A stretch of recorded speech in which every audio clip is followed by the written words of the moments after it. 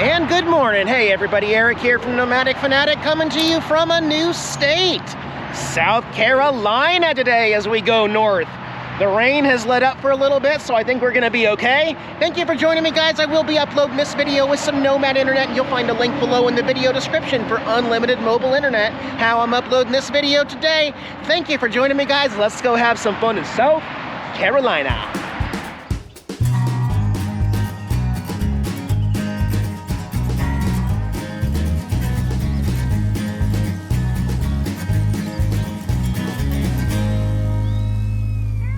All right, first stop in South Carolina, Kazoo's, the home of the famous Kazoo.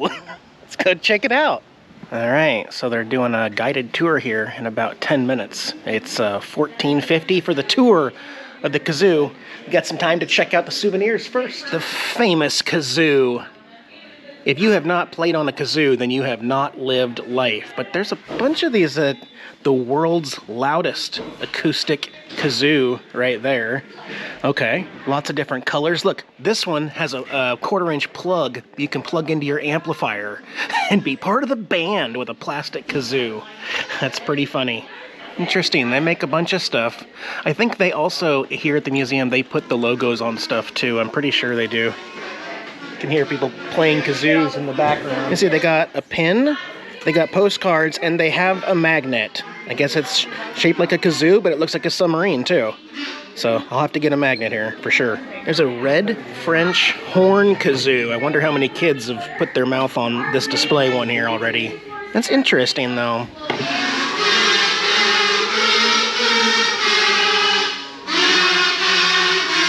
Just a wall of kazoos here, and the world's largest kazoo. The Kazoophony? That is so weird. That looks really weird what he's holding there. Looks really awkward. It's her leg, but like from here up, like I'm just, you know. Oh my gosh, look at this. It's like Leia from Star Wars. Oh, they got some old aluminum steel kazoos there. These are interesting. There's some wooden ones right here as well. The one-man band machine with the fry pan and the washboard and the can. I really want to turn it and see what it sounds like. And then look at all the kazoos on top. That's interesting. There's some really old ones. This one has a valve on it. Okay. There's the hum and drum, so you could play the kazoo and play the drum. Oh, a bunch of old toys. The Fads and kazoos. There's the Slinky. That's Rubik's Cube. Oh, remember those trolls? Yeah, that's a Furby. I didn't have one of those. I did have an Etch-a-Sketch, and I did have a Light Bright. So I also had a Magic 8 Ball. Anything else? There's some yo-yos in there. I took you guys to the Yo-Yo Museum a couple years ago. A lava lamp and Teddy Ruxpin. The, what do you call that? Viewmaster thing. Yeah. And there it is, the original 1884 Kazoo. Okay, well, I'm gonna have to add that to my search now. There's a Mickey band kazoo, a blue Mickey Mouse kazoo that I do not have in my Mickey collection. So I'll have to get that later. There's the California Raisins. And Turtle Power with Kazoo, a book. Okay, there's another Mickey thing. Never seen that before, and I would probably never see it again. Oh my gosh, the famous Kazoo Kid. Remember this one?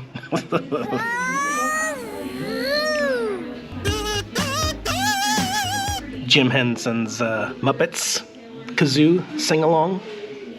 And even some old McDonald's toys that you would get in the Happy Meal that are two different kazoos. There's a whole timeline here of kazoos in history, dating back again to 1884, where you could see Henry Dixie, fellow that plays the kazoo. The Beatles played the kazoo? Okay.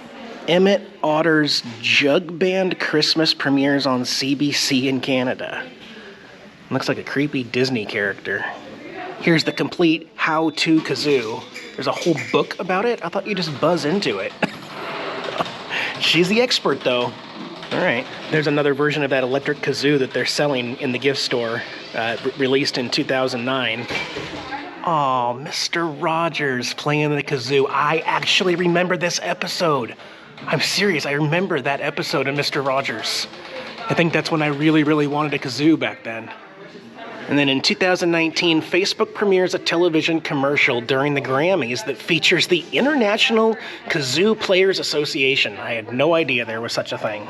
Look at that one. It's like an electrical saxophone there. Some more wood creations. Big Dave's fish caller. Wonder if that actually works. Calling fish. I'll try it. And then a nice wooden kazoo. There has got to be at least 1 million kazoos in this place, guys. I mean, they make a lot of them here. And we're just getting ready for our tour to start. There's this huge American flag made out of, you guessed it, kazoos. Probably close to 10,000 kazoos in this American flag. Love it. America. Well, change of plans. That's weird, kind of dumb. You actually pay your $14.50 at the end of the tour, and as we're getting ready to start the tour, a lady came up to me, I guess runs the place, and she says, "Sir, there's no videography allowed in the tour." I said, "Oh, well, what about all the video I've gotten out here?" And she said, "Well, that's fine. You just can't take videography because we can't let any of our faces be on." I just turned around and walked out. I said, "Yeah." So you can't film on the tour. I can't share it with my audience, so I'm not gonna sit through it. I'm not gonna pay. Kind of grumpy about it, but it is what it is. I'll save my 14 bucks and take it in here to the KFC. Love me some KFC chicken. Yeah. Only thing is, can't share this with you like I was gonna share the Kazoo Museum. Love it. Love me some KFC. My gosh. So good. I always get the same thing, kind of weird, but I get the 3-piece, but all drumsticks and mashed potatoes. I love the dark meat drumsticks. And of course, you guys know I've enjoyed KFC for quite some time. Colonel Sanders, I've got my big KFC sign in storage in Arizona, which I want to display at some point. But do you call it fast food? Is KFC fast food? I think it is a fast food restaurant. So it's my favorite fast food restaurant. By far. Oh, that made me feel better. You know, there was a time right before I started collecting Harley stuff where I was gonna try to collect Kentucky Fried Chicken stuff. Turns out, it's a good thing I didn't do that because you can't find much stuff. I mean, go to antique stores, thrift stores, finding something KFC is not likely. Finding Harley stuff, Mickey Mouse stuff, and Camel cigarette stuff, a lot more better chance. Just sitting here in the car, trying to think, trying to decide, trying to figure this all out. Because I don't know what it is about the last few weeks. It's just, I don't feel like I'm on the right page with what I want to do. Things are just not working out like I planned them in my head, and it's throwing me off my game, and I just can't seem to put together a good day, you know, on the road like I used to be able to. There's just so much out of my control lately, and behind the scenes, it's frustrating me a little bit, and I don't know what to do. But I'm a pretty spontaneous person. I mean, unless I absolutely have to buy tickets in advance, I don't like to do that because I change my mind so quick. Want to get back to camp, so I'll show you where we're camping. It's a really pretty spot, and we'll see the kitties, and we'll just go from there, and I'll figure something else out. Okay, all right. So I get back to camp, open up YouTube, and I search for the Kazoo Museum in South Carolina. Lots of stuff. There's lots of video from that place, including this one right here. This is Carolina Tony. He's from Carolina, and he goes to the same museum here. And ironically, look at this. He's filming the lady who said she cannot be filmed. She's even making eye contact with him and his camera at the factory tour. And there's lots of other videos in there too. So I don't know, guys. I guess she was just in a weird mood today, and magically no cameras are allowed on her or her employees today on my one visit. Speechless. I don't know. I don't know. Nestled amongst a bunch of pine trees here with a view of the water down there. In fact, we'll go walk to the water pond right now. I'm actually utilizing Passport America service, a resource that I don't talk about a whole lot on this channel because I just don't feel like I need it that much. But I mentioned many years ago that I had purchased a lifetime membership to Passport America, which in essence, it gets you away from the big RV resorts and parks and takes you to more of these very small family-run RV parks and campgrounds, and you get 50% off your stays. Although the reason why they're not very popular is because the rules are very, very, very specific. Many times you can only do 1 or 2 nights at that rate, at that 50% off discount rate. Also, a lot of times, most of the times, weekends are excluded, holidays are excluded, and some of the parks even have seasonal restrictions where you can't use it in their busy time. You know, so for me, I never use it for something that I would need for a week. You know, I really just needed to relax for a couple nights, do some laundry, dump my tanks, get fresh water. It's kind of like my recharge spot here on the road. So for the Passport America, it's $20 a night to stay here for literally full hookups.